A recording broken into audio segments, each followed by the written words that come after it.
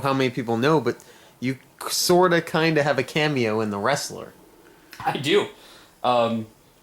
That's because of that was at Jersey All Pro, where I was a photographer, and I'm actually in the scene where he like walks in and walks up the bleachers, and there's like a match going on.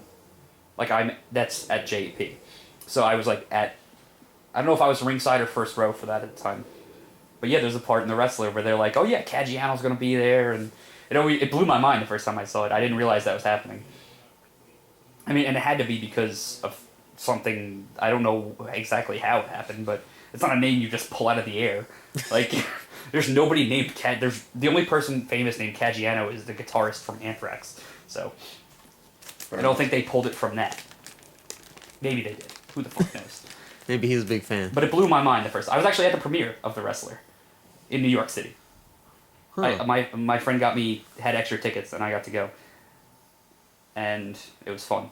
I was the red carpet and all that stuff. I got to see all that. They wouldn't let Judah Friedlander on the red carpet because they didn't believe he was a celebrity. Wow. It was really funny. Okay. Yeah, random little story. Nice, though. Nice.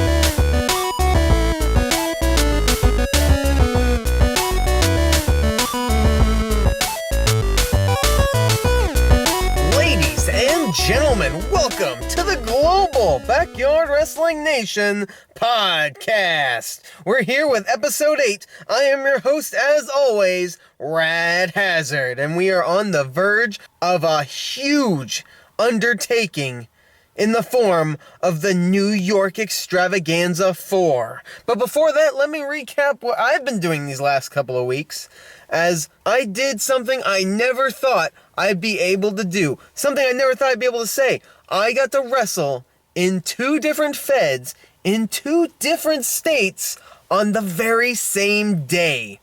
Oh my goodness, I gotta explain that this was all the Russ's idea, and I thank him for that. He came up to me at PKM asking about the possibility of wrestling the same person at both the EWA Memorial Day Showdown and the 203 BYW Ace of the Base show, both happening on the exact same day, and I immediately jumped into it. I wanted to be a huge part of it.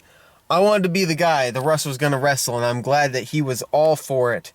We ended up having the first half of the match at the EWA in the ring, a Falls Count Anywhere match for the United States Championship. The match ended up brawling to the car. My own Killing with Kindness movement members trying to stop him. He threw me into the car with the referee. We drove away. Enter 2, maybe 3 hours later. We drive up with the car to the 203 BYW backyard, brawl our way out and wrestle and finish the match on a base. It included ladder spots and so much fun. And the idea that we got to start a match somewhere in New Jersey and end the match somewhere in Connecticut is unbelievable. It may never be done again. I kind of hope it isn't, because I think this is one of those things that I can look back on as far as being a notch on my belt to say I was the guy who did that along with the Russ. I couldn't be more happy about that weekend. Plus, later that day, I got to celebrate Murph's birthday. We got our own hotel with a couple of the guys. There was a spa in there, a jacuzzi. We all got to chill and everyone drank. We did a couple interviews. Just a huge party with everybody. And it was a blast. And I couldn't be happier with that weekend. So awesome. The weekend after that, though, was something new to me as well. Not only did I debut in 203 BYW this month, I also got to debut at 3BW at their JT Memorial Show. And I was so honored to be able to go there and wrestle in honor of this man I never really got to meet.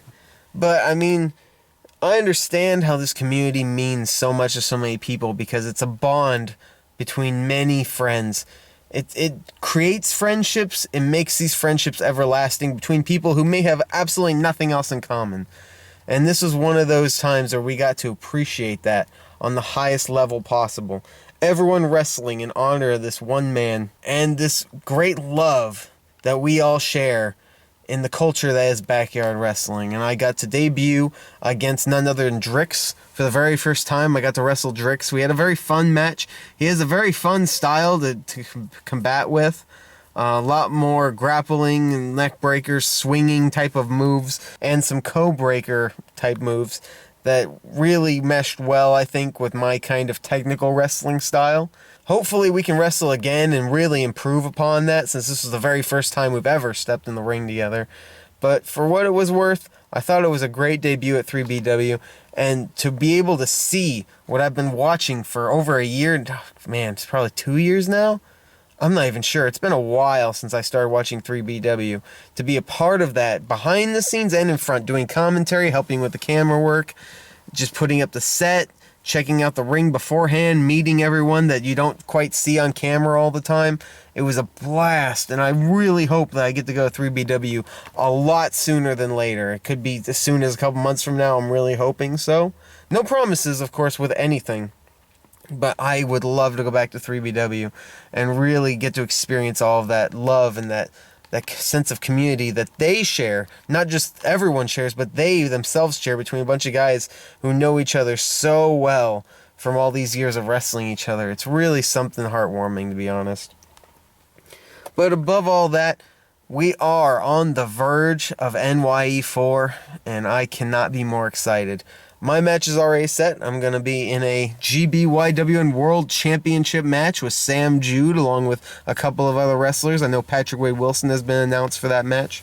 I'm not going to spoil if anybody else has, since I don't want to give it away here on the podcast. But I am more than excited to finally lock up with Sam Jude. He is a huge fan of the American backyard wrestling scene. He and I, who talked that very first time online, talking about, coming to BXW goodbye and who he should wrestle and all that kind of great stuff. He should come as a heel and play up the UK thing and give him that confidence boost that he'll tell you flat up he didn't really have at the time.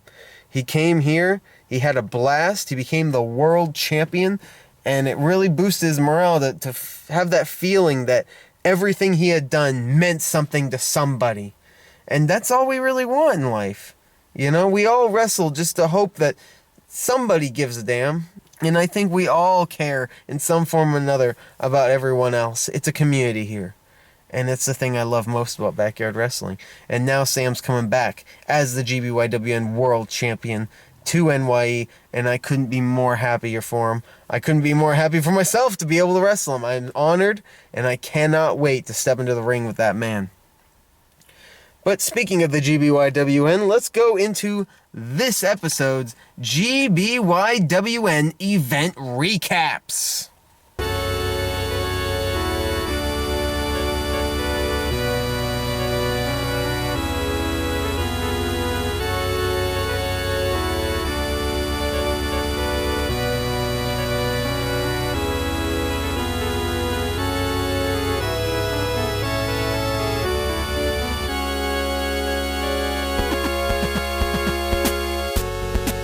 First of all, folks, a brand new episode of WZWA Backyard TV is uploaded online, and with that, I have to go back a little bit in time to February to recap that one.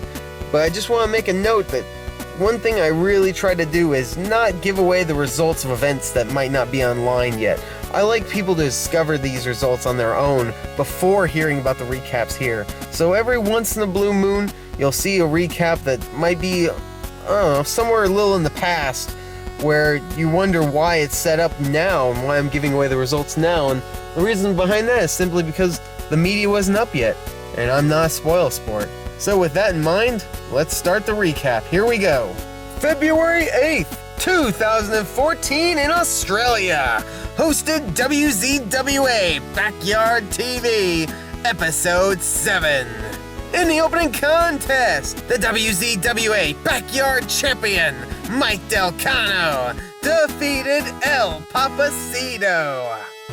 Tag team action, as Circus Royale of DJ Joker and KY Fusion defeated Big Ace and Arthur Aries AAA.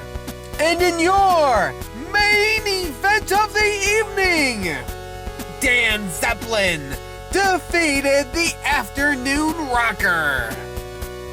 WZWA Backyard TV, a fun little side project that gets to showcase some more of the wrestling action that you know and love from WZWA. It's fun to see the WZWA roster get a little more screen time, if you will, outside of those clip packages, and this is a fun little way to do that. I love WCWA, and stuff like this reminds me how much fun they get to have doing what they do. March 29th, 2014 in Australia, hosted WZWA Pro Wrestling 2014. In the opening contest, AAA, the team of Arthur Aries and Big Ace, defeated El Papacito and Mojo Flow. One-on-one, as DK Joker defeated Party Boy Steel Kemsley. Singles action, as Night Stalker Daniel Johnson defeated KY Fusion. A singles bout saw Mykonos defeat the Cannibal Dan Zeppelin. With the WZWA Backyard Championship on the line, it was Challenger's Choice, a tables match that saw Mike Delcano retain the gold over Acid. A tag team death match, with the stipulation that if Phaser and Clint was able to get the pinfall on either opponent, they would win the championship. Kilowatt Chaos and Three Dog successfully defended the GBYWN World Hardcore Championship over Phaser and Clint Marshall. The Franchise, Jack Wallace and Dynamo successfully defended the WZWA and GBYWN Australian Tag Team Championship over the Rebellion of Antilochus and Brian Lowe. The GBYWN Australian Championship was on the line as Rex Regum and Ashton Crude went to a count-out draw. And in your main event of the evening, a Falls Count Anywhere match saw Dark Ice successfully defend the WZWA Championship over Alex Stone. WZWA loves to poke fun at everything, including themselves, naming the show Pro Wrestling in honor of the fact that they are indeed one of, if not the best, backyard wrestling promotions in all of Australia. I love WZWA, and this was chock full of some really innovative ideas, much like a deathmatch tag team match for the GBYWN World Hardcore title, as well as a tables match for the backyard title. So much good stuff to behold here. Check it out and enjoy. April 4th, 2014 in New Jersey, hosted EWA Chaos 6. In the opening contest, Michael Massacre defeated DJ RJ. Joey Adams successfully retained the EWA Tri-State Championship over Ryan Rage. A no disqualification match saw Dr. John Bowes defeat Rad Hazard. A six-way elimination #1 contenders match for the EWA Tri-State title saw the GBYWN World Tag Team Champion Patrick Wade Wilson defeat FX, the GBYWN United States Champion The Russ, George O'Reilly, Tommy Coburn, and the GBYWN World Tag Team Champion Daniel Devine. The Ultimate Opportunity Battle Royal, with the winner getting an EWA Championship title shot, saw Brandon the Bull successful after last eliminating Dr. John Bowes. And in your main event of the evening, Better Than All Joe Hall successfully retained the EWA Championship over Arkham. The EWA 2014 season begins with a bang, showcasing some great wrestling talent, a six-way elimination match, and yours truly taking on Dr. John Bo's No DQ. The dominance of the Killing with Kindness movement. How will the EWA faces rebound? How will the Kindness movement continue to be a huge threat? These are some interesting questions that will only be answered in further episodes of the Elite Wrestling Association. April 6th, 2014 in New Jersey. Hosted UWC Road to Wrestle Island. In the opening contest, Truth defeated Big Sexy Venom. One-on-one, as Joshua Wesker defeated Kyle Black. Singles competition, as the OCWS champion, Saint Vengeance, defeated Elder Foreman. And in your main event of the evening, with the UWC Championship on the line, War and Peace defeated Killer K by disqualification. UWC continuing its own unique style of comedy and wrestling that only men like Elder Foreman, Killer K, Saint Vengeance, Truth, and Venom could possibly pull off.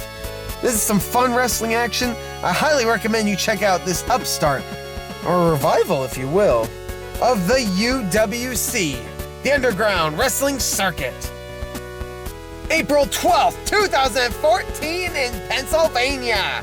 Hosted BXW Finest Tournament 6, Day 1. The opening contest saw a unification match as the GBYWN World X Division Champion, James Connolly, wrestled the BXW Champion, Johnny Boy, to a no contest. In the quarterfinals of the tournament, Mark Electric defeated D-Mac and the GBYWN World Pure Champion, Mike Damage. To advance from the quarterfinals, Saint Vengeance defeated Halo Brown and Chuck Action. The quarterfinals continued as the GBYWN United States Champion, The Russ, defeated the UWC Champion, Killer K, and Trouble. In the final quarterfinals match, Chris Urban defeated Elder Foreman and Big Sexy Venom, with the stipulation that if Genocide won, he would be granted a House of Horrors 2 match against Mike Damage and Hybrid. Drake Genocide successfully defended the BXW Intercity Championship over Rad Hazard. Semi-finals action saw the OCWS champion, Saint Vengeance, defeat the GBYWN World Pure Champion, Mike Damage. The final semi-finals bout saw Chris Urban defeat the GBYWN United States Champion, The Russ. And in your main event of the evening, an Allentown death match saw Showtime defeat Chris Moolah. The BXW Finest Tournament is in full swing. I love single elimination tournaments, and this is one of the best. The first round, always a 3-way elimination dance. The second round happening immediately in the semifinals of the show. And the main event showcasing two men who I would say haven't had the brightest light, who haven't had the light shine down on them. And today at this show, they had their opportunity to shine, and they did. Showtime and Moolah put on a clinic in the second ever Allentown Deathmatch. I couldn't be more proud of them. I couldn't be more proud of this show. A great tournament capped off with some brutal deathmatch wrestling. April 12th, 2014 in Pennsylvania. Hosted 3BW Post-Mortem Series. In the opening contest, Big Juicy defeated the Mistress by disqualification. One-on-one as Nate Dallas defeated Lights, Cameron Action. A triple threat bout saw CJ Riot defeats some guy named Dan and Warren Pace. Rick Johnson successfully defended the 3BW Action-Packed Survivor Championship over Jesla and the GBYWN United States Tag Team Champion Andrew Sellers. One-on-one as Craze defeated Tommy Flambeau. A 5-way elimination JT Roberts Invitational would see the winner earning a title shot in the main event of the JT Tribute Show. In the match, Nightmare Neil defeated Marcus Santafonte, California Wildfire, Tim Rush, and Lights, Cameron Action. And in your main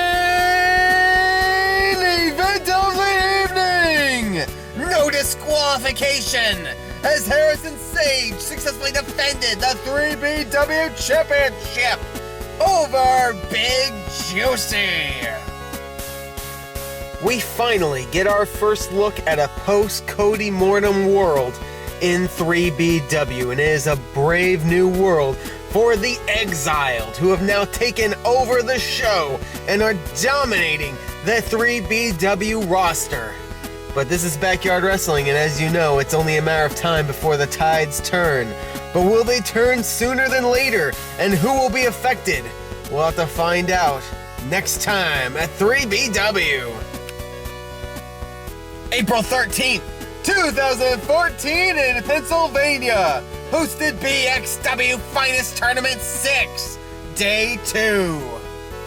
In the opening contest, The Ross successfully defended the GBYWN United States Championship over Halo Brown and Marcus Santafonte.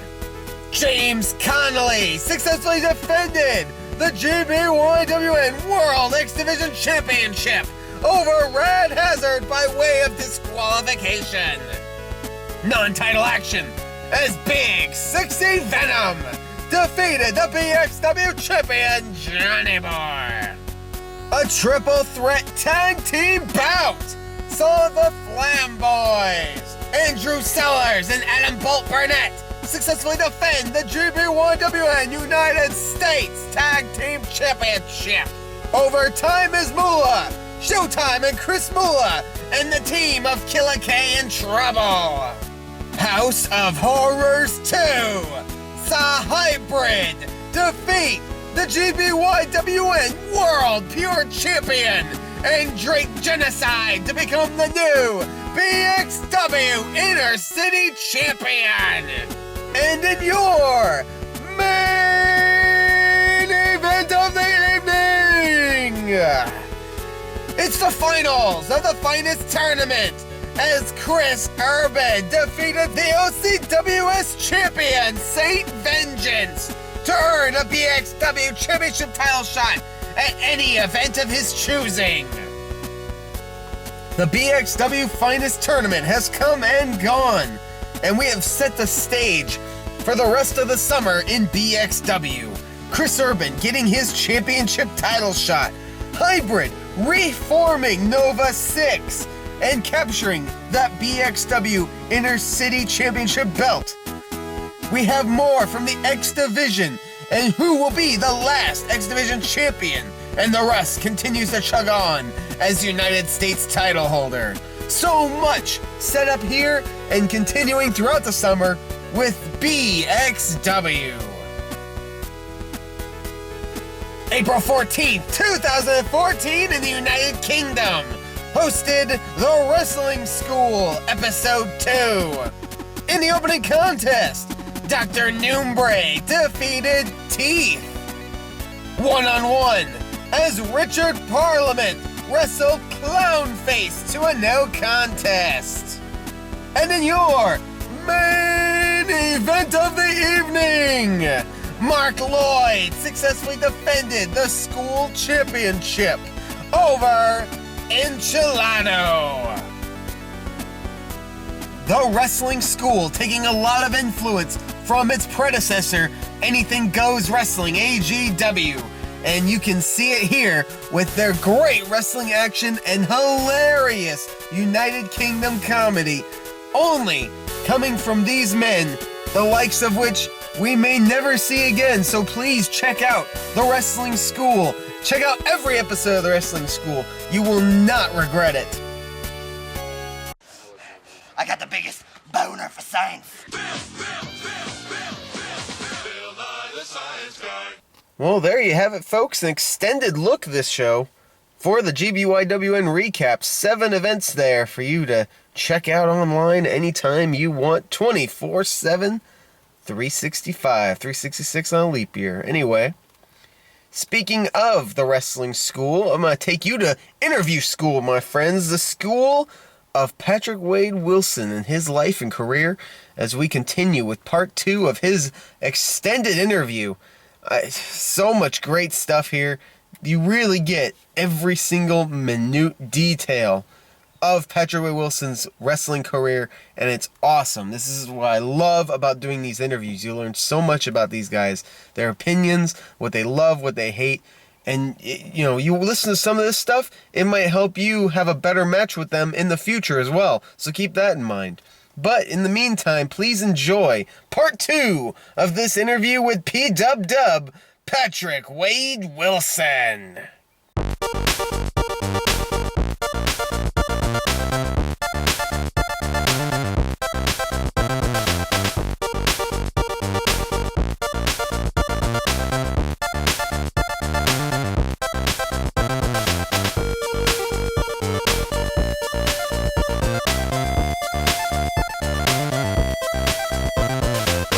So let's talk about how'd you get into the actual wrestling? Like, I don't know. I was at a show, and I just started bumping around the ring. I was like, maybe I should try this stuff, and I started bumping and I started doing like stuff. And Brody was like, because I wanted Brody to start teaching me because he was the best in the group at the time, him and Tech.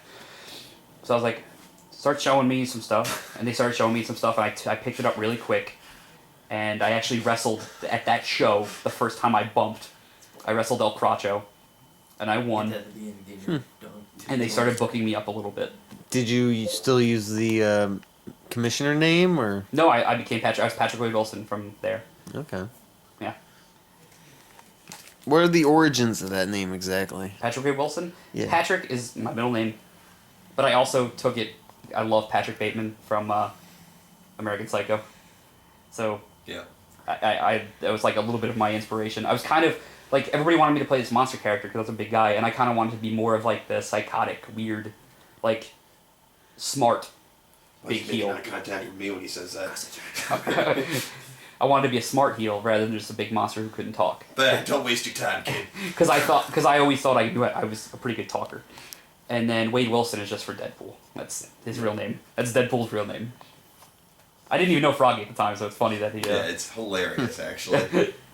You should show up at one of his cons in Deadpool gear, but like his, so it's all stretched out. Don't tempt me. So did you... Hey guys, I'm here to do tea time. Call it beer time. Yeah. Like a man. So you did have a gimmick already in place. Yeah, it was your kind of mind. like I said, I didn't want to just be like a stupid monster. And I kind of... I'm a funny monster. Like, I didn't... basically, I didn't want to be Abyss or Kane or that type of... or Viscera, or like... I didn't want to... No one wants to be Viscera. No. I want to be Viscera so bad. Not now, because He's dead? Oh. I did earlier. but I wanted to. World's largest love machine. And then, eventually, I started to win, and I became like a force to be reckoned with in EWA. I was like a big guy. I was the only big guy, and I mean, everybody then was kind of bigger than they are now. If you watch old stuff, TJ and Joe were like way fat, and Brody's way fat. Yeah. And I ended up... Bose was skinny, Tech was straight. Tech had hair. Tech was tall. Tech had a lot of hair. Really? Yeah, he had long hair. Like to his shoulders. I never knew this. He had full hair. He went bald. Did he have a beard too at the time? Yeah. So he looked like Daniel Bryan-esque. Or But maybe longer just hair. Archer. The same size. Yeah. Though. If Daniel Bryan was a That's piece of shit, he would have been Tech. Anorexic. So did you? I'm curious about this gimmick because I didn't know about that. Did you do anything with that gimmick? I ended up becoming TJ Blade's like security, like his right hand man. Right. And I when he was His going, Mr. Hughes, if you will. yeah, when he was going after Another thing no one wants to be. when he was going after Chaos for the title and that stuff, I was in TJ's corner. But like I never like didn't talk or anything. It was just Has sunglasses on. I was kind of short. Like I would give answers. Like I never was like that person who just came in and beat people and left. I always thought that was boring. Mm-hmm. Push off. Yeah. So let's go into the end of that year. That's 09. Right. I wrestled at Elite. I wrestled Kyle Wynant. Kyle Wynant was also super fat at the time. I remember that. We put on a really good like 6-minute match where I took a blue thunder bomb from him. Everybody marked the fuck out because he literally just lifted me up and fucking slammed me. That was like the first time I ever got thrown around, and it was pretty good. It got me like excited because it was the first match I was in where I was in a match with somebody good. Before that, I had only wrestled El Cracho and Brandon when I blew out my knee because he didn't post in a power slam, and CK McFly, who sucked. But so my first 3 matches, I was planning the matches and carrying my opponents in my first 3 matches. And then I wrestled Bose, but it was like a really quick, like, it was Bo's debut. Oh, okay. So he just came out, killed me, submitted me, and left. And then I wrestled Kyle, and he, like, talked me through, and I started to learn stuff, and that was my first ever match, like, in front of other people. Because, like, Jonah showed up at that show, and Sky, and freaking Ace Jack, and all these guys. Did you know those people by that time? No, not them. This was the first time, the first time I met most at Connecticut. First time I met Andrew, I had met Danny, but I didn't really talk to Danny much at WrestleFest 9. Not that much, no. But, and I hung out with Mike Damage. Mike Damage was my boy at that show. We sat in the corner and laughed and watched stuff and made fun of Brandon. Auburn came. Auburn had an awesome match with Robbie Roller. Robbie Roller did a frog splash off the roof. That was when Bose killed me, right? That was when Bose Larry did onto your face. Yeah. What? I can't remember a lot of things anymore. I'll show it to you later, Russ. It's gross. That's fair. Denny sells it by, like, backflip 180ing onto his face. Into a head spike. Oh, okay, I gotcha. Yeah. A face spike, if you will. Yes. You mean like that awesome style FX gave me earlier? I don't want to talk about it. Me either. Told me. And then that was the end of that year. I mean, I wrestled Chaos in a spot that was on Backyard Wrestling Weekly for at one point, where I like atomic dropped him onto a chair. Oh, I love that. And he went through it.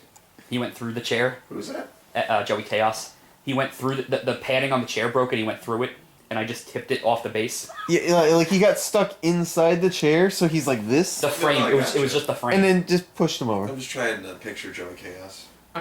Don't. I wasn't gonna hurt myself over it, I'll tell you that much. But that was the end of 09, and then I started 2010.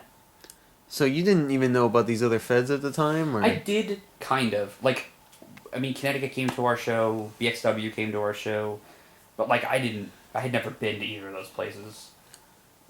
No. I actually started 2010 by going to Connecticut, but I didn't wrestle. Okay. At Not WrestleFest. Did the rest of the WA crew look into the idea of traveling yet? Or They were had actually traveled already. Oh, okay. I remember Joe, TJ, and Brody went up to 3CW for a show. And they did pretty well there. I saw the footage and stuff. And Dell and Brody had gone out to 2XW a couple times. So that was my, like, extension of that knowledge. Okay. So we go roll into 2010? Yeah, 2010. I went to Not WrestleFest. I didn't wrestle at the show, but I took pictures. The first 2 super shows I went to, I only took pictures. Which was WrestleFest 9 and Not WrestleFest. Any particular reason? I didn't feel comfortable in my wrestling. I only started in, like, September, and it was March. I only had, like, 6 or 7 matches. I didn't want to wrestle on Super Show yet. I just didn't feel comfortable. And so I took pictures. People loved it. I met Chewy. Chewy was at Not WrestleFest. He wrestled Joey Tornado. It was crazy. I met Ian and Don and all them.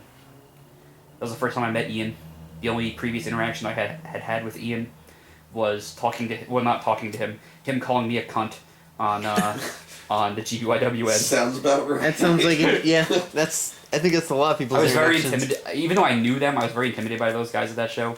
They kind of hung out off to the side for a little bit.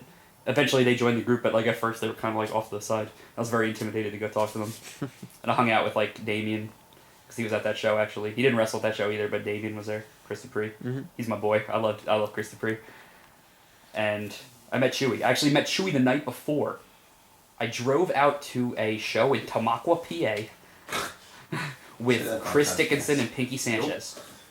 I drove with them to the show. They wrestled each other. I also met You Jaka. drove there with those guys? Yeah. Why? They lived in Staten Island. I went out to the show. Oh, you just knew them? Yeah. Chris Dickinson I've known for a while. Really? Yeah. That's weird. And I knew Pinky through Chris. So we went out to a show in Tamaqua, and I met like Jaka, who at the time was not Jaka, but met Jaka, met like TJ Marconi and those guys. And also at that show, and I didn't know it when I went out there, was B Cubed. The opening match was actually Russ, can you close the door? The opening match was actually B Cubed versus Chris Dupree versus Yakuza J on this little shitty indie show.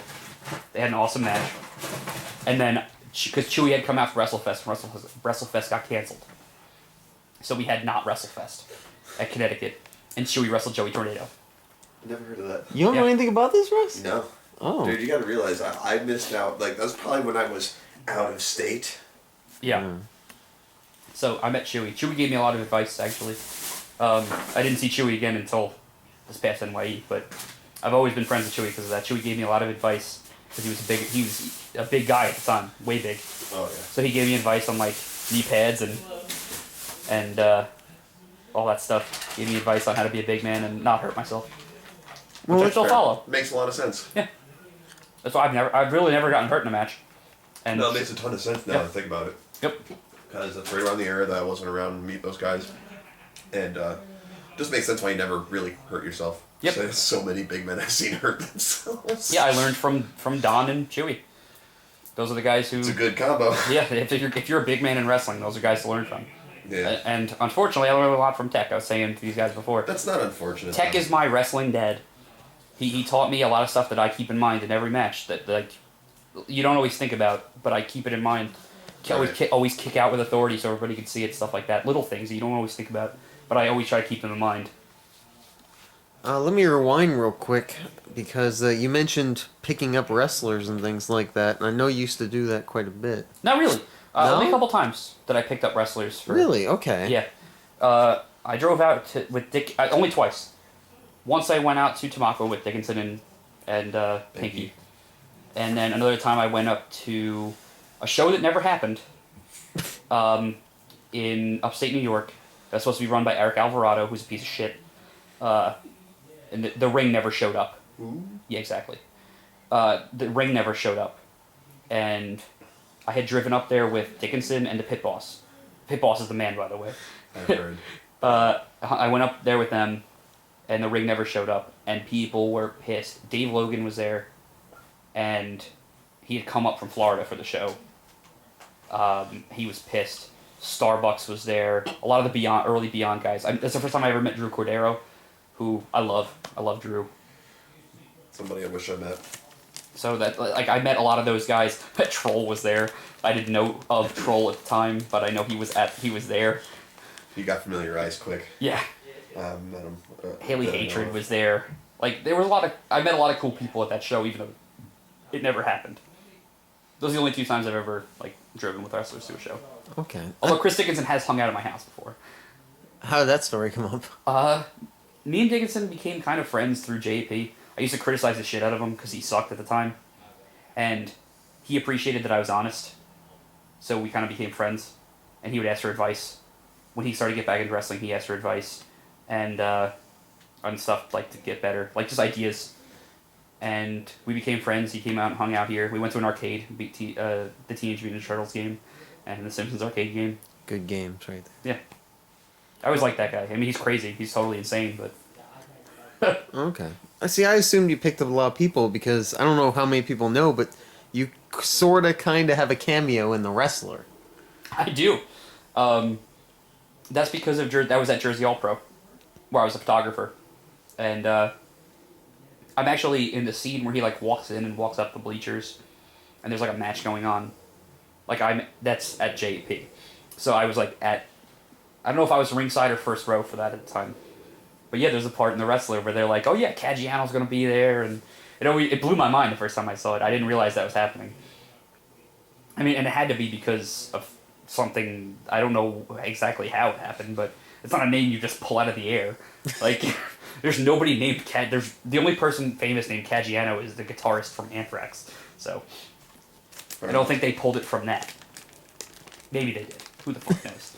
Maybe he was a big fan. But it blew my mind the first. I was actually at the premiere of The Wrestler in New York City. Huh. My friend had extra tickets, and I got to go. And it was fun. I was the red carpet and all that stuff. I got to see all that. They wouldn't let Judah Friedlander on the red carpet because they didn't believe he was a celebrity. Wow. It was really funny. Okay. Yeah, random little story. Nice, though. Nice. All right, so we just passed by Not WrestleFest. Yep. EWA opened with Chaos. The show Chaos, not Joey Chaos. I wrestled B Cubed in like my 8th match ever. And it was the first time I ever hit the ostrich bomb. So that was cool. That's a little landmark moment. I've wrestled Jay like once since then. Unfortunately, I'd love to have another match with Jay, but he's ducking me. We were supposed to have an insider versus outsider match, and Jay ducked me. So. Oh, that's great. We'll get to that, I think, a little later. Foreshadowing. Yeah. Trying to think of other stuff that happened early in that year. I had a really good match with TJ. I actually missed a lot of 2010 because I was working this job on the weekends and I couldn't get to a lot of shows. But I came back. I made a surprise return against TJ where he was like going into the house. He's like, "Screw you guys, I'm leaving," and he opens the door. I remember it very well because I love it. He goes, "Screw you guys, I'm going inside."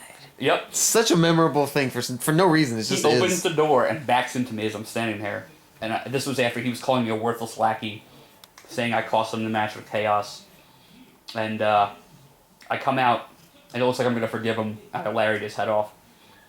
And we had this match with Summer Sizzler. No, not Summer Sizzler. The Summer Sizzler sucked. Sky's the Limit, we had the match. And Sky's the Limit, we wrestled. It was like 110 degrees out. It's the most blown up I've ever been. And we had a really fun match. This is sort of the first time I wrestled TJ, and we've wrestled a bunch since then. I always had good chemistry with TJ. I love wrestling TJ. And then the next show was Summer Sizzler. It brought my wrestling all the way back down to like most angry I've ever been. I was supposed to wrestle Justin Henry in a singles, and which I was actually looking forward to more than what actually happened. At the last minute, a buddy of Tex showed up. Savior. First of all, this show, I opened up. This was the first ring show at EWA, and Andrew and Danny showed up in hazmat suits and attacked me when I was doing an opening promo. They attacked me with chairs, and this was the start of the New Era versus EWA feud right there. But then later I wrestled Justin Henry and Savior. Savior sucked. He broke the bottom rope. He came out with a sword. I didn't want to get involved with him at all. I had already planned out my whole match with Justin Henry. So what happened was, we had Savior come out. Him and Justin Henry started the match. I hid under the ring. I just went under the ring and didn't give a fuck. Very scary to hear the rope break when you're under the ring and you can't see it because you think you're going to die. Fun fact. I was just watching everyone's reaction. Chris Phoenix had a reaction that told me, "Don't be scared, but holy shit, something just happened." And then, eventually, Justin Henry eliminated Savior, and I came out to finish the match. We had a whole bunch of stuff planned. I come in, the first thing that happens is Justin Henry punts me, Randy Orton style, and almost knocks me out, and I can't see straight, and that match ends. I got to do nothing. Both times I've ever been injured in a match, and couldn't finish it, Andrew Wright was the ref. So, fuck you, Andrew. You're injuring me through osmosis, and I don't like it. Get your injuries away from me. You brittle man. Now, in the first year, you helped with a lot of ideas and things like that. Yeah. Did you do any of that in the second year? No. I haven't since. They never really... The only idea I've ever had since was at Elite 2010. It was my idea to have Brandon come out and cash in on Tech before Maximum. Because everybody knew Maximum had the money in the bank. But a lot of people didn't realize Brandon had won a Shuffle. And Shuffle is a show EWA does usually once a year, where the matches are chosen at random. And at the end of the show, it's like a 6-man battle royal. And whoever wins gets a title shot. And a lot of people had forgotten that Brandon won. We used to do those shows when a lot of people couldn't show up, or we didn't have any storyline stuff, so we'd do one of those shows. The original idea was Shuffle was because the music was supposed to be random too, which I always thought was funny, because I remember Bose was supposed to come out to TikTok, and he wouldn't come out. He was very upset. I remember Joe Hall came out to the Pokemon theme.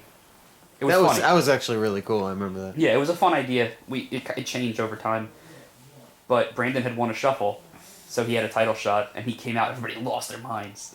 And then he lost, and everybody's like, oh, that was shocking. And then Maxim came out and cashed in and won, and it was such an awesome idea. But I feel like I made that idea better. That's my job. I don't really come up with original ideas, but if you tell me an idea, I can improve it. But I really wasn't booking much at that point.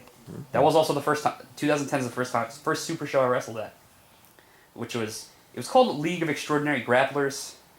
I will forever refer to it as League of Extraordinary Meat Grapplers, because it was the debut of Give 'em the Meat with Jed. Okay. Yeah. Right. So that was the first ever Give 'em the Meat. And that was because, the fuck was his name? Whiplash. Oh. Whiplash wrestled C4. Connecticut C4. Yes. Oh. Yeah, you know those. Yeah.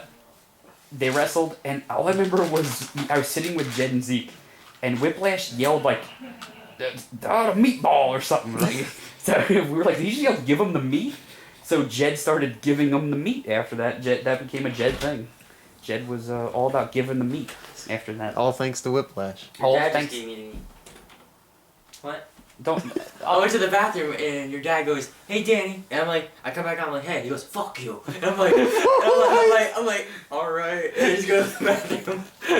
He goes, "Fuck you," I'm like, oh damn. But yeah, Whiplash is the inspiration for Give 'em the Meat. Oh yeah, I remember that. This was chant. Yeah, and at that show, that was the first I wrestled Zeke. I thought I had a really I was really happy with that match at the time. I mean, looking back, it's not that great, but at the time, I was very happy with it. I gave a spot to Zeke that everybody popped huge for, that I was really excited about. He went for a diving European uppercut on me, and I caught him in a German out of midair, and everybody lost their minds. And if you watch it on tape, all you hear is Martel go, "What a fucking German!" It makes me laugh every time I watch it. And that was good. Zeke actually requested to work me at that show, so I was very happy about that. What was the name of the show? League of Extraordinary Meat Grapplers. Oh. Where was that show? BKW, right? No, it was in the cemetery. Yeah, it was a new era show, technically. Yeah. Okay. Yeah. That was, and I don't know if anything big happened the rest of that year. Is 2010 the beginning of the feud with Ian? Oh yeah, that started at Meat Grapplers. Let's give the full story on that, because I don't think it's been revealed publicly. The full story. Oh, like what was supposed to happen? Let's give it all. I don't to know him. if we ever planned what was supposed to happen. I'll give it a Make it up shot. as you go. One day, I was at. I know there's some stuff that wasn't revealed, right? Yeah. I was at the show. There was a store around the corner from 3CW, and I went in there to get drinks and stuff, and I bought a 6-pack of Mondos because I wanted them, and they were $1, and I hadn't had them since I was a little kid. Gee. So I bought a 6-pack, and I was giving them away, but I kept a few for myself. And after my match, I went to get one, and it was gone. So I went home, and I was like, I talked to Jed, and I was like, "Jed, do you care if I do a promo about you stealing my Mondo from me? Because I think it'd be funny." It was just I thought it'd be funny. So we did it, and that was kind of the start of Jed becoming super... Jed Loves His Cock was started around the same time. And this was... Jed did those promos where he was on the toilet, and they were super funny. Jed's promos, and he's like, I can't drink stuff with sugar in it because I'll shit my pants, and like, Which is actually a fact. Yes. And it was so funny. And the original idea was me and Jed were gonna have a match. I challenged him in one of the promos. I'm like, I don't care if I have to wrestle there. I don't care if you come here. We'll meet in the middle if we have to. And if Jed hadn't got a job at around the same time, we map quested, or we Google mapped the exact halfway point between Albany and my house, and we were going to go to that town, find a field, and wrestle in it. And it ended up happening in Connecticut, which is pretty much the middle ground anyway. Yep. But the idea was originally we were going to go to this town halfway between us and have someone film it, and like film the two cars driving up, us getting out and just starting a match in the middle of this field, which I think would have been the funniest thing ever. And it didn't get to happen, so we extended the feud with at Elite 2010. I had a match against Don, and we did a spot to the outside, and we were both about to get counted out, and Don gets in, and I don't make it in, and Don wins, and I turn around, and Ian comes out of the crowd, and just John woos the shit out of me, and pulls a Mondo out of his sweatshirt and starts drinking it. And that was the reveal of Ian having been the one to steal my Mondo. Jed stole it for Ian and then met Ian and gave it to him. What a the story we came conspiracy. up with. It was a conspiracy. And then the idea was that me and Ian were long lost brothers. My name was actually Liam Finnegan. And there are still promos online that like Oh, these hint promos at are all this, still very up. strongly hint at this. Yeah. That like we got separated as kids because our parents died, and we got adopted into different families. And eventually we're just going to have a match and just blow it off. But we haven't wrestled ever. I've never wrestled Ian in any Good match. storyline. It's only been 4 That's a good years. arc. It's got to build it up. It's a shame it never got to end, but it was super. Like most storylines we do. The promos were It was just, I wasn't involved in anything at the time. EWA didn't really have any storylines. So I wanted to create something, and these promos were just so funny. And they were such a blast to fucking make. Because like, I wouldn't tell Ian what I was going to say in a promo, and I'd put it up. And then he'd actually watch it and be like, what the hell could I come up with to top that? So we were just going back and forth, and we weren't telling each other what the hell we were going to do. And he would just respond to it. Same with Jed. It made it very entertaining. I wish more people would do stuff like that, just challenge each other and start a feud out of nothing. I absolutely agree. Around the same time, I wrestled... Well, the New Era feud between EWA and New Era got bigger. I wrestled, like, Two-Step Don and Warren at a show. I wrestled Danny. I wrestled Danny for the first time. And it just built until... It exploded into the step dance. I think next year was the start of... Nope. Did next year Kicked my ass a start? few times. WrestleFest 11? Every time. Was it? Or WrestleFest 10? That's Well, why you give him so much yeah, it would be WrestleFest 11. Yeah, but the start of 2011 had the blow-off 5-on-5. That was what I was trying to figure out. Right. But I was part of at the forefront of the EWA movement. Because I really had nothing else going on. Alright guys, we're going to have to stop it there for now. The clock is ticking. But as we leave for this episode, I did want to throw out something a lot of people have been asking me lately. Rad, how do you do these podcasts? What equipment do you use? Where do you film it? You know, all this kind of stuff. So I felt like I'd take a couple minutes at the end of the show to just give you a synopsis of exactly what I do. First of all, I'll start with the interviewing process. I literally just use my Sony HD Handycam. It's just as simple as that. I just point the camera at whoever's filming. Sometimes I don't even point at them. I'll just point at the sky, whatever it may be. But the great thing about this camera is that it captures great audio quality. For instance, with that interview with Patrick Wade Wilson, he's a good 3-4 feet away from the camera. The camera is set in the middle of the room, so everyone in the room sitting around pretty much is about as far away from the camera as everyone else. And yet it sounds like you're right next to him. It sounds like I was sitting directly next to him, where he was even holding the mic or whatever it may be. So really good quality with that. I might get a better camera eventually, but for now this is working pretty well, so I'm happy with it. So in most cases, I'll set up a camera, sometimes I put up a tripod, sometimes I just hold the damn thing. Either way, it works out. We film the interview, I come back to my house, and then I start setting it up. Now, my editor, most people don't know, I use Pinnacle 14 Ultimate as my editor. I know a lot of people use Vegas and other types of things. I could never get into those editors, simply because a lot of them require, like, button commands, key commands, and I'm all about simplicity. Anybody who knows me knows I'm a simple guy. So Pinnacle Studio can almost be completely done. Actually, I think it can be completely done just with the mouse. Left clicks and right clicks to figure out what you want to do. Very, very simple. Very basic type of setup.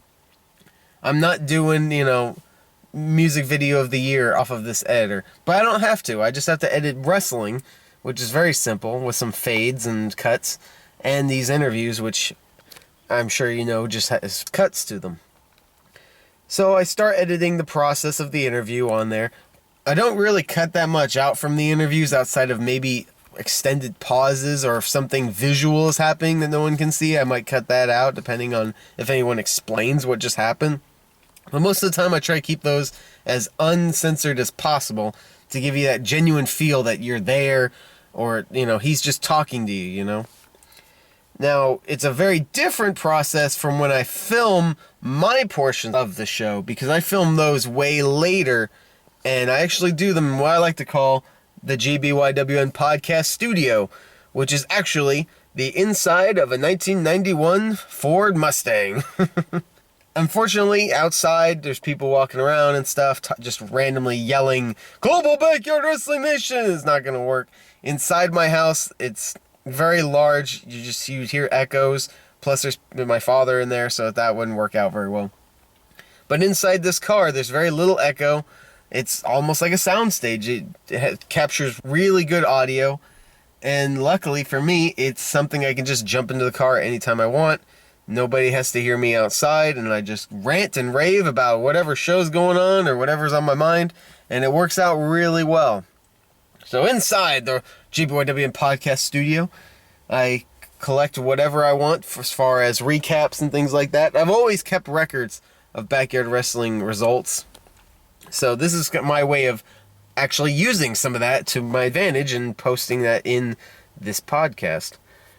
I also like to point out whatever I did the last 2 weeks, just to give you a semblance of what I've been doing, how I've been keeping busy with wrestling, and giving myself a timeline if I ever go back and look at these shows. Oh yeah, okay, this happened around this time, that kind of thing. Helps me out too, I'm sure.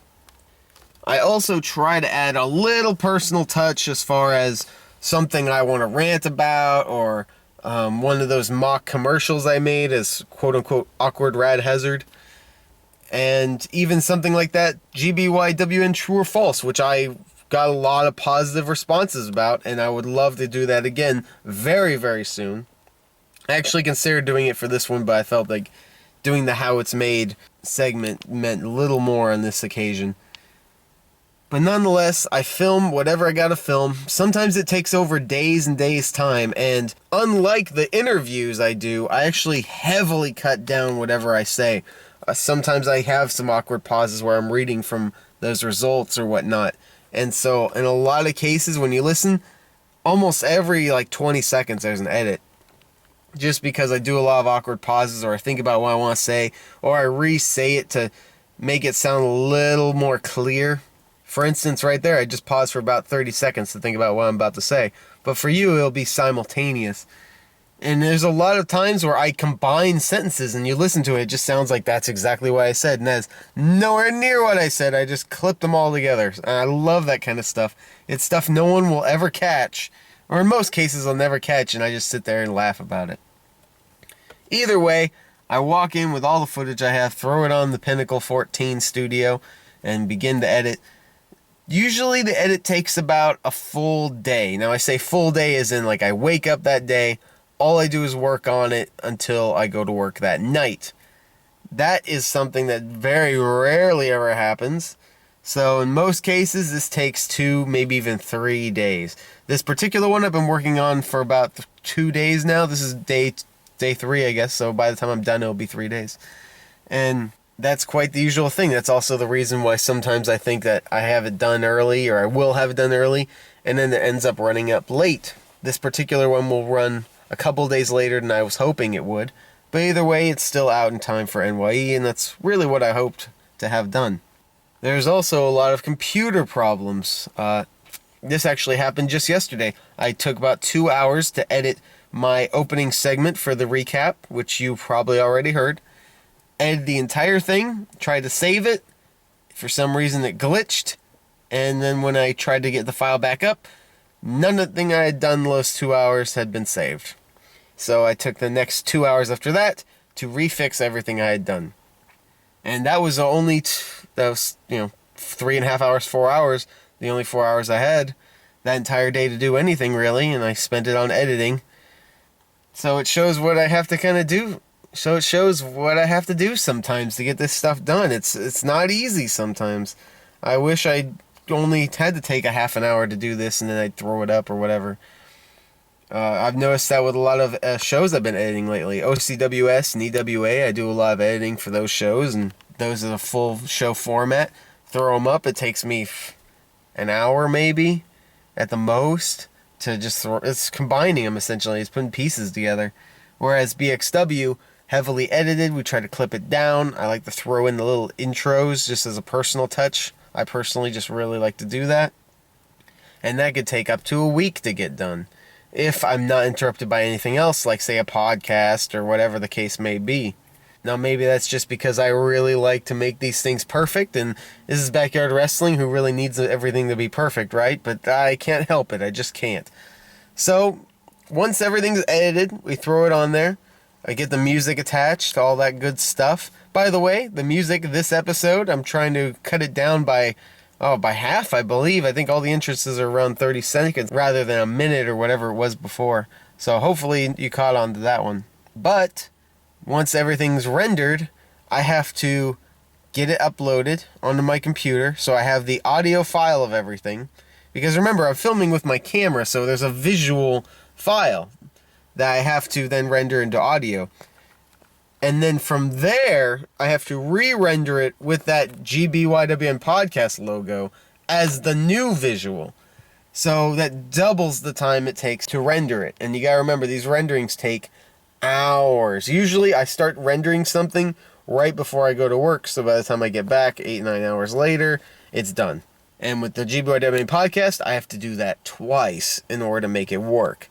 Maybe that's just me being dumb. I'm sure there's a simpler way to do it, but I haven't found one, and I might as well just let something render while I'm at work anyway. I don't really even lose time because I'm at work, you know? But either or, once that's up, I finally upload it onto the YouTube channel. As you all know, BYW versus the world. The YouTube channel you're actually listening to this on right now, unless you clicked on it on Facebook, but either or. And that itself can take a very, very long time to upload as well onto the channel. Usually that's also overnight. So if you ever wonder why when you wake up in the morning there's a new Rad match, or there's a new BXW clip, or a new episode of the podcast, and it's always like 5, 6, 7 in the morning, whatever it may be, that's why I let them render and upload overnight. But that's really it. That's the whole process, guys. Simple as that. It's complicated as that, whatever you want to call it.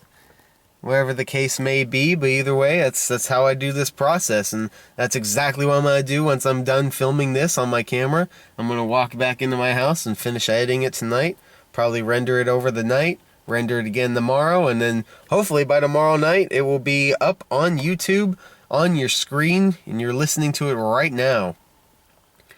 And hopefully that's a little insight on the GBYWN podcast. But I know this is far from your minds as far as Backyard Wrestling goes, because in a very few short days we're going to have the New York Extravaganza, and I'm not one to really hype upcoming events on this GBYWN podcast.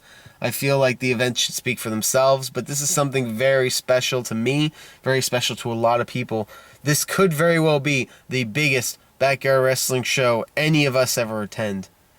I know for my case, this will be the biggest show I have ever attended. I know I will get there and I will feel like an ant walking alongside giants. I know this, and I am excited to see what happens. I'm excited to see what kind of thrills we're going to be in for, what kind of surprises we're going to be in for, what kind of insanity that will forever be embedded into our memories as some of the greatest moments, not only of backyard wrestling, but of our lives, of the weekend of our lives, people. This is what this is. It's the weekend of our lives, and I couldn't be more excited. I couldn't be more proud of backyard wrestling and of this great community of friends we have here, that every single one of you I love and I call friend.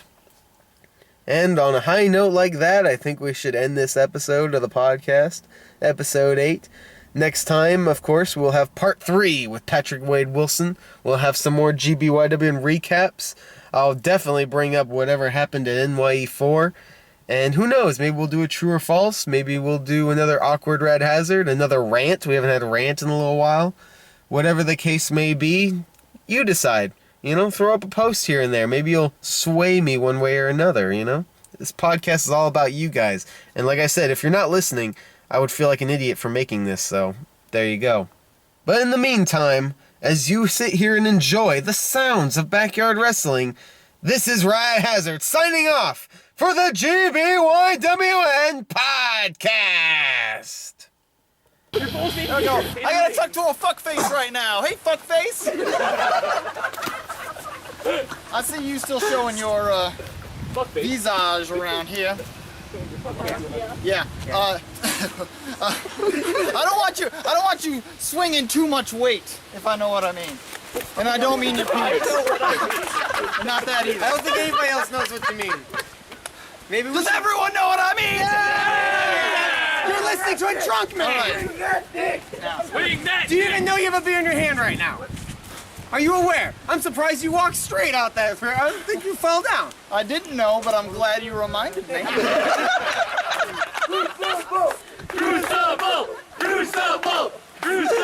Now, Rad, I'm gonna skip straight past the fact that no one likes you, and straight to the fact that you've been throwing your weight around a little too much.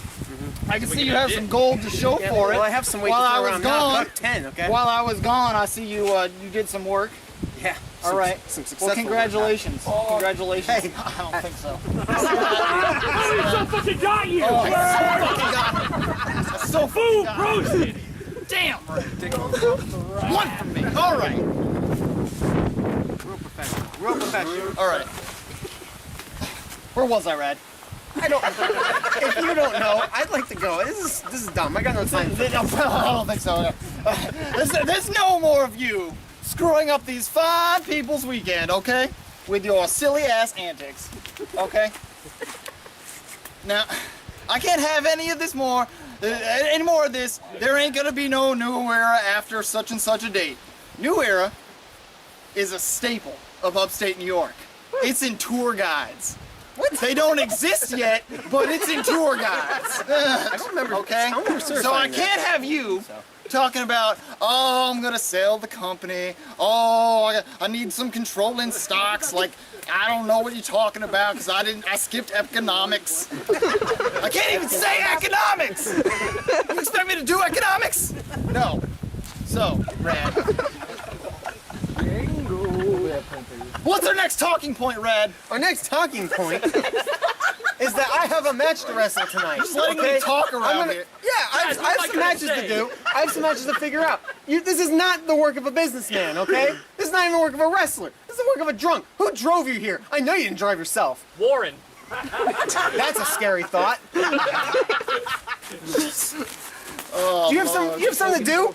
Maybe some form of I do. announcement, or did you just stumble out here? I was much happier before New York Extravaganza Part 3, Day 1, last match, when you screwed my ass over and revealed to me that you would be my co-commissioner. I don't need a co-commissioner. Everything was going... How many people think that things were going great before he got in on it? Things were great! Things were great! You jumped off a roof in your boxers. Things were great. Things were great! Things were great! Exactly. Things were great! Exactly. So, Rad, we're gonna move things back a couple steps, all right? I want next week. How about some alcohol In a anonymous match. steps? Holy shit! Will you let me finish a sentence? I gave you all the time to talk, and you went. Oh my god, you cut me off again! Shit!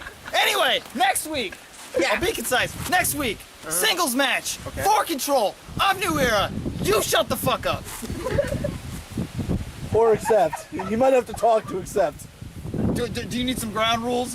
Some stipulations? I mean, like, it's like you lose and you don't get anything out of it. I just get to get rid of you. I'll tell you. If you want to do this, fine, we'll do this, and I'll take all the power from you. Oh, so that's what you need. Yes, You need all the power. It's more than that.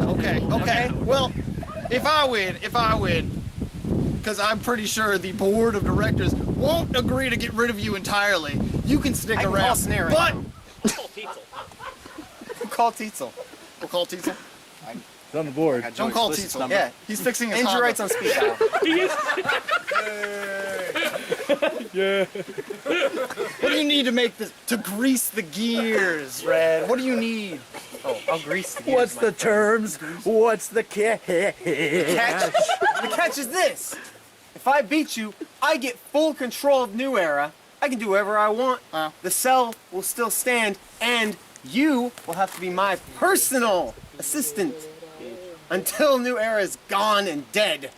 You're practically my bitch, Crucible. Oh. Take that shit. I'm gonna finish this with a handshake because I agree, That you're my but bitch? not on the outcome. Because you're gonna lose. You're gonna lose so hard. And I'm gonna finish by teabagging you. So here you go. There's my hand. Shake it. Shake my fucking hand. Do we have a match? Don't make me say. Do we have an accord? He did this earlier. He moved his hand. I swear to God, I'm gonna leave my hand here. Someone hold my hand so I can't move it. Hold his hand. Someone hold it. Hold his in hand. place so I can shake. Hold his hand, Doug. Make sure you're not in the form of the camera. Yep. I'm not gonna move it. That's right. We have a match. We have a match. Full control.